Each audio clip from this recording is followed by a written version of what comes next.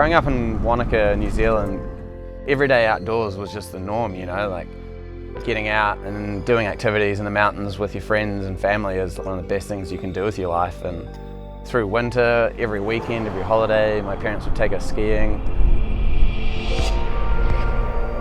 It just lent me that passion that they had for the mountains, and that passion still resonates to this day. On this trip we've got about 3 main objectives. A couple of big couloirs on the north face of Mount Darwin, and as well as sort of a smattering of other lines scattered around the head of the Tasman Glacier. You don't normally go ski mountaineering until spring. It's kind of not even really winter yet. The froth might have gotten a bit much. You're on, baby! I'm not gonna lie, it's a very bold plan. We're gonna give it a good old-fashioned hoon. This is my longest break from skiing in 19 years. The last year has just been absolute chaos, a real roller coaster. I definitely feel like I've stayed sane. I haven't gone insane. It'd be weird to have gone insane. Who'd go insane, you know, just being locked up?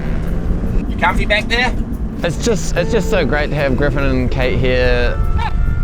And then I do have a few doubts about the team members' ability to cope with New Zealand conditions. It's not beautiful, soft Jackson Hole powder. I'll tell you that right now. It's quite likely somebody might rattle their fillings out. But I've spent so much time with them overseas and in Jackson, and to show them my home and to show them why I love it, and just have someone to spend some time with.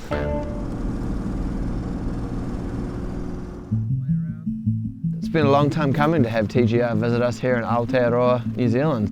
I started with TGR in 2016 after winning the FWT Andorra stop with a line that went semi-viral. Sam Smoothy. Already a few years on the tour, and he's always a threat to the podium. Boom. Dropping into that exposed area. Look at that. Where is he Where going? are you going? Exactly. Thank you. Look at that. Wow! Sam Smoothy. What I've heard, Kai Jones was just badgering Todd Jones, being like, "Oh, look at this guy, Smoothy, you guys see this?" And I got a call to go straight to Alaska with them. Am I excited? The dream! That trip totally changed my life. It was just absolutely incredible getting, you know, absorbed by the family that is TGR and the absolute outrageous characters that they are. Noisy bunch. And it really seemed to sort of drive home, this is why I do what I do.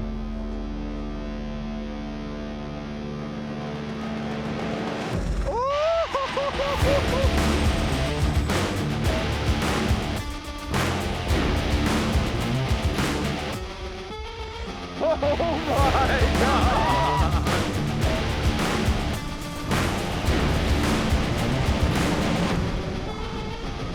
We were flying yesterday in the heli. He was just being like, "Oh my God, mate, I want to hit that. Oh, I want to hit that line. Holy off that cliff, off that double. Oh, look at the spot." Smoothy, he's been hilarious because he's down under and he's really liking all of our lingo, but we're all just gaped at what he's saying. Good to get a bit antsy in your pantsy out here in Alaska and go a bit hard. That's kind of what I'm here for.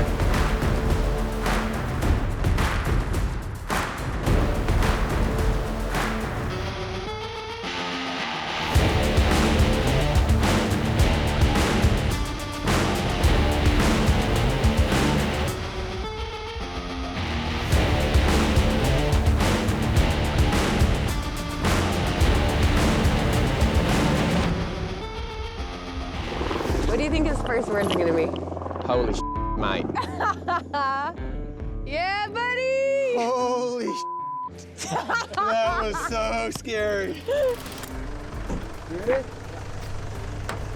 About to fly into the head of the Tasman Glacier. It's an incredibly special area to me. My parents have spent a lot of time climbing the mountains around here. Climbing partner of mine, Will Roundtree, with me. We're doing it.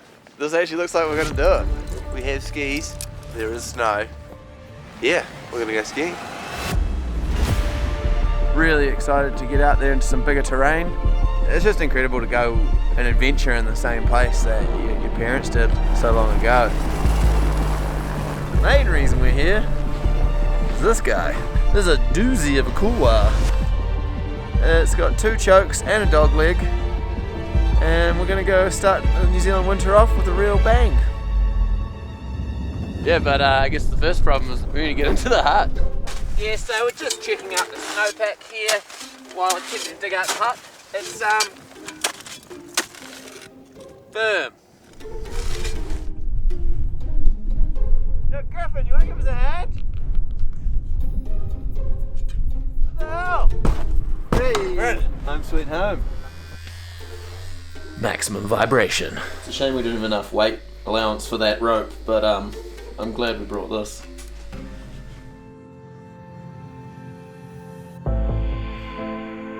Ski mountaineering for me is a natural progression. It's a more engaged overall experience. You have to climb the mountain, you have to make this full mountaineering plan. The skiing is just a part of that. And I really love how all these little pieces come together and just makes this much more rich, rounded experience. And just being able to share that with close friends is really special. This is such a horrifying way to start the season.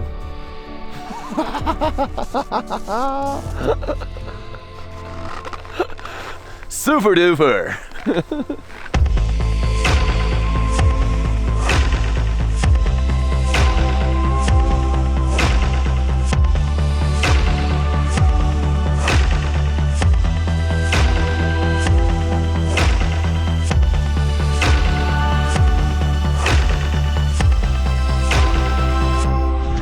Delightful.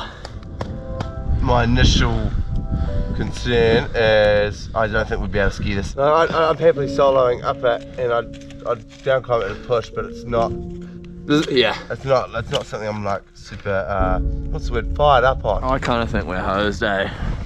Once we reached the crux dogleg point, we just hit super thick alpine ice, and great for climbing, but in terms of descending, it's just completely unskiable and huge exposure, and that's just not even remotely within our margin of safety.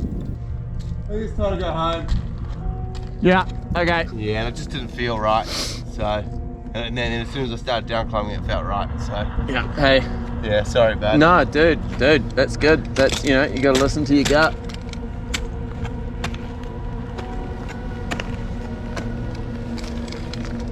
The mountain was chatting to us, so made the call to come down. I mean, I know it's only like 7:30 in the morning, but I'd definitely go a beer. And within probably 5 minutes of making that call, a bunch of big rocks came down, and it was like, yeah, cool, so we're out of here. Well played, fellas. I'm filming rockfall falling down your line. You guys would be smoked right now. That is probably. That would have taken them out. Yeah, we're just saying it's a nice little consolation prize. We definitely know we made the right decision. What I really love about life is continuing to develop, and that's like as a person and also as a skier. We just got the wrong end of the stick. It's not over till the fat lady sings, but I can hear her really starting to warm up. She's doing a. Yeah, out the my back, ear, like, yeah. I reckon we need more power. That's really good. I'm 35 now, I'm pretty attached to remaining alive, and I want to live a long, rich life of adventures, and to do that you have to work as hard as you can, you know, like train hard to ski safe.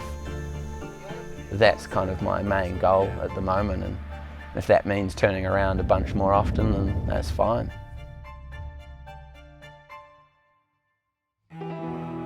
There's always setbacks along the way, like it's quite a dangerous sport. You manage the risk as best you can, but when you're pushing really hard, you're bound to make mistakes. But you hopefully learn from those and look into why you're doing this, and is it worth it, and what can you take away from those setbacks. And I do think they make you stronger, and you just got to be smarter.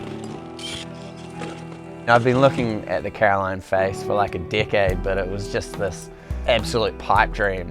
To actually get my skills to that level where I could look at it with an eye to actually doing it, and then to actually tick it off was just something that absolutely melted my brain, and that was probably one of the greatest days of my life. That's so fucking sick!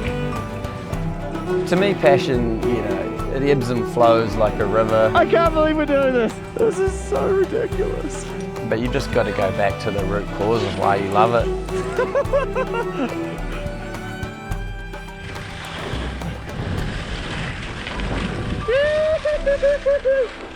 I think ski mountaineering does have me looking at the mountains with fresh eyes and just looking for something different and more involved and much more difficult to ski and climb, and that's really exciting.